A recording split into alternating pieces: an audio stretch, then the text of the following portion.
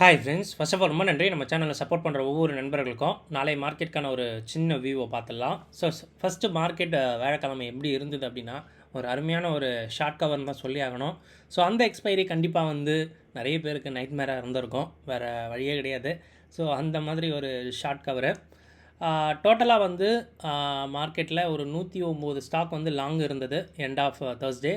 And short வந்து ஒரு 46 ஸ்டாக்கில் இருக்குது. ஷார்ட் கவரிங்கும் நிறைய இருக்குது. ஸோ மார்க்கெட்டில் வந்து பார்த்திங்கன்னா ஒரு மாதிரி லாங் போகிற மாதிரி தான் வந்து இந்த எஃப்என்டோடைய ஸ்டேட்டஸ் வந்து சொல்லுது. ஓகேங்களா? ஸோ நிஃப்டி ஒரு 1.25% அண்ட் பேங்க் நிஃப்டி ஒரு 2% வந்து ஏறி இருந்து மார்க்கெட் வந்து முடிஞ்சுது அப்படின்ற மாதிரி பார்த்தோம்.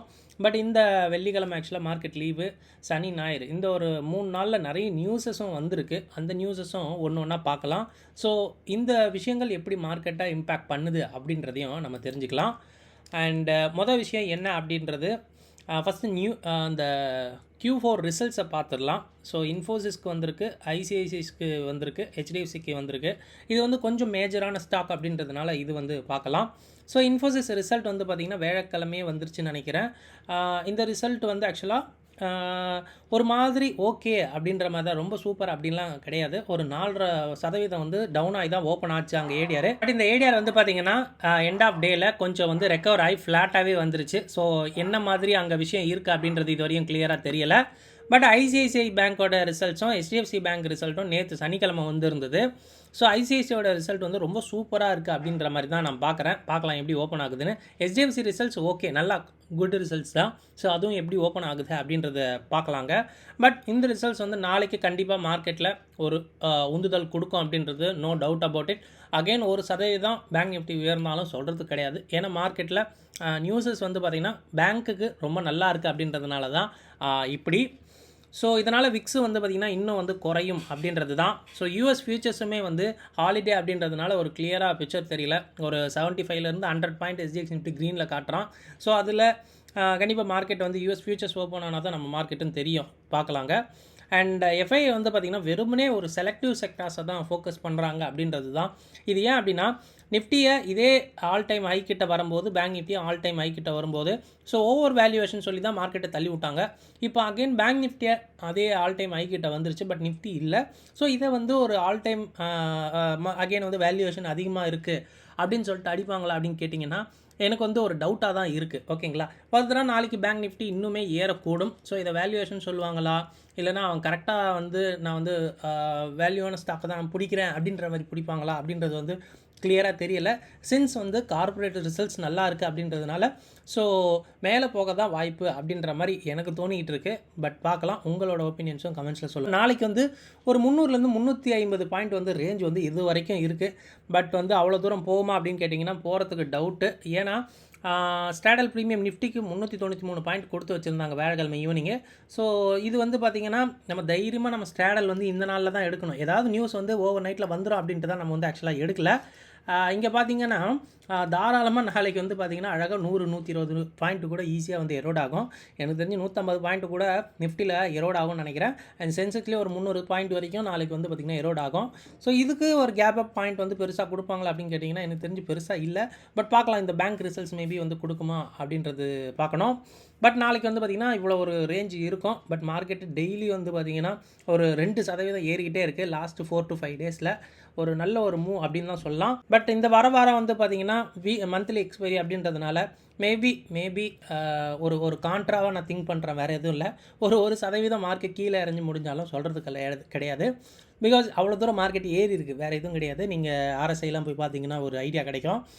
அதுதான் சொல்கிறேன். மேபி வந்து இப்படி நம்ம ஓவராக பாசிட்டிவாக நினைக்கும் போது மார்க்கெட் வந்து பார்த்திங்கன்னா யூட்டன் போடும் அப்படின்றது தான், அதை ஞாபகம் வச்சுக்கோங்க. அண்ட் சென்செக்ஸோடைய ஆப்ஷன் செயினை பார்த்துடலாம். ஸோ கிட்டத்தட்ட வந்து பார்த்திங்கன்னா 78,500 அர்த்தம் பண்ணி வச்சுருக்கு. ஒரு 965 பாயிண்ட் நியராக ஒரு 1000 பாயிண்ட் மேலே கீழே வந்து பார்த்திங்கன்னா ஒரு ரேஞ்ச் இருக்கும். ஸோ ஃபுட்டோடைய ஓப்பன் இன்ட்ரெஸ்ட் பாருங்கள் எந்த அளவு ஹெவியாக இருக்குது.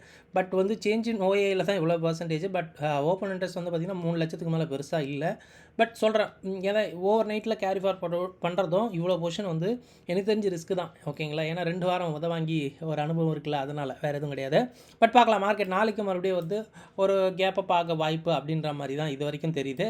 Let's see. ஸோ ஸ்கியூவும் வந்து பார்த்திங்கன்னா கிளியராக ஓப்பனாக தான் இருக்குது. ஸோ சின்ஸ் வந்து பார்த்திங்கன்னா ஒரு 1000 பாயிண்ட், அதே தான் நான் சொன்னேன் பார்த்திங்களா, ஒரு 1000 பாயிண்ட்டுக்கு வந்து பார்த்திங்கன்னா ஓப்பனாக தான் இருக்குது, எந்த ஒரு பயமும் இல்லை. ஸோ அது மேலே போனாலும் கீழே போனாலும் வந்து கரெக்டாக இருக்கும் அப்படின்ற மாதிரி தான் இருக்குது. நிஃப்டியை பொறுத்த மட்டுக்கு ஸோ நியர்லி வந்து அதே தான், ஒரு 380 390 பாயிண்ட் வந்து ஸ்ட்ராடல் ப்ரீமியம் இருக்குது. இங்கே பார்த்தீங்க அப்படின்னா ஒரு ஸ்லோவாக வந்து பார்த்திங்கன்னா மார்க்கெட் வந்து அந்த ஸ்கியூ வந்து பார்த்திங்கன்னா குறைஞ்சி தான் மேலே அகெயின் ரைஸ் ஆகுது. ஸோ ரைஸ் ஆகிறது 24,300க்கு மேலே ரைஸ் ஆகிற மாதிரி இருக்குது. அதுக்கு மேலே வந்து பார்த்திங்கன்னா இங்கே ப்ரீமியம் வந்து இல்லை, அதனால் ரெடியாக இல்லை அப்படின்ற மாதிரி இருக்குது. பட் அது வரைக்கும் மார்க்கெட் வந்து மேலே ஸ்லோவாக போகலாம். பட் கீழே வந்து எவ்வளோ தான் இறங்கினாலும் ஐவி இன்க்ரீஸ் ஆகுது, விச் மீன்ஸ் வந்து பயம் வந்து அதிகமாகுது. ஸோ மேக்ஸிமம் வந்து மார்க்கெட் கொஞ்சம் மேலே போக இல்லைனா ஃப்ளாட்டாக இருக்கதா வாய்ப்பு அப்படின்ற மாதிரி இருக்குது. அண்ட் எஃப்ஐயோட டேட்டா, எஃப்ஐ இண்டெக்ஸ் ஃபியூச்சர்ஸில் நிஃப்டியில் ஒரு மாதிரி பேரிஷாக இருக்குது. பட் பேங்க் நிஃப்டி அதர்ஸ் வந்து பார்த்திங்கன்னா ஒரு மாதிரி புல்லிஷாக இருக்க மாதிரி தான் இருக்குது. So let's see. ஸோ மார்க்கெட்டோடைய அந்த எஃப்ஐ விஷயம், அந்த ஃபியூச்சர்ஸோட விஷயம் எப்படி இருக்குன்ட்டு. அண்ட் இது வந்து எஃப்ஐடிஏ ஆக்டிவிட்டியில் அவங்க கேஷ் போட்ட விதம் கரெக்டாக வந்து பார்த்திங்கன்னா சின்ஸ் வந்து இவ்வளோ மார்க்கெட் ஏறியுமே அவங்க வந்து பார்த்திங்கன்னா 439 கோடிக்கு தான் வாங்கியிருக்க மாதிரி இருக்குது. ஸோ பேங்க் நிஃப்டியில் கொஞ்சம் நிறைய இருக்குது, பட் நிஃப்டியில் பெருசாக இல்லை. ஸோ இதுதான் அந்த கேப்பு. ஸோ லாஸ்ட் வீக் அப்படின்றதுனால மார்க்கெட் மேபி கூட திரும்பலாம். பட் இவ்வளோ நம்பர் வந்து பார்த்திங்கன்னா ரொம்ப குறைச்சல். யூட்டன் அடித்தாலும் சொல்கிறதுக்கு இல்லை. இது வந்து பார்த்திங்கன்னா இந்த எஃப்ஐஏயோடைய இந்த ஃபியூச்சர்ஸ் விஷயத்தை பொறுத்து, ஓகேங்களா. பெருசாக வந்து பார்த்திங்கன்னா ஃப்யூச்சரில் இவங்க கொண்டு போகல அப்படின்றது தான். கம்ப்ளீட்டாக இது வந்து ஷார்ட் கவரில் தான் இருக்கும், ஓகேங்களா. இந்த லாஸ்ட் தேர்ஸ்டேவோட மூவ் அப்படின்றது இது மூலமாக தெரியுது. ஒரு ஃப்ரெஷ் லாங் இல்லாமல் தான் மார்க்கெட்டில் இருக்குது. அகெயின் மார்க்கெட் மேலே போக ட்ரை பண்ண அந்த ஷார்ட் கவரே என்னவா மாறும் அப்படின்னு பார்த்தீங்கன்னா லாங்காக மாறும். பட் இந்த எக்ஸ்பைரியை விட்டுருவாங்கன்னு நினைக்கிறேன், எனக்கு தெரிஞ்ச, ஏன்னா மந்த்லி எக்ஸ்பைரி அப்படின்றதுனால. So let's see. நம்ம போகிற வீடியோ கண்டிப்பாக உங்களுக்கு ரொம்ப ஹெல்ப்ஃபுல்லாக இருக்கும்னு நினைக்கிறேன். அப்படி ஹெல்ப்ஃபுல்லாக அந்த வீடியோ லைக் பண்ணிட்டு அப்படியே பாருங்கள்.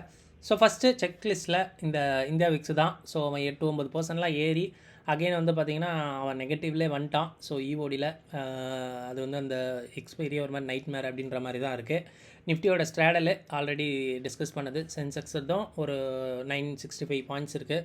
ஸோ இது வந்து நாளைக்கு கண்டிப்பாக இதில் ஒரு 25% அது எரோட் ஆகும் அப்படின்றத நினைக்கிறேன். ஏன்னா ஒரு நாள் இல்லை, பெரிய மூவ் மார்க்கெட்டில் வந்து அப்சர்வ் பண்ணப்படலை அப்படின்னு தான் நினைக்கிறேன். ஏன்னா வந்து எல்லா ஃபியூச்சர்ஸுமே வந்து பார்த்திங்கன்னா ஹாலிடேவாக இருந்தது டியூ டு குட் ஃப்ரைடே அப்படின்றதுனால.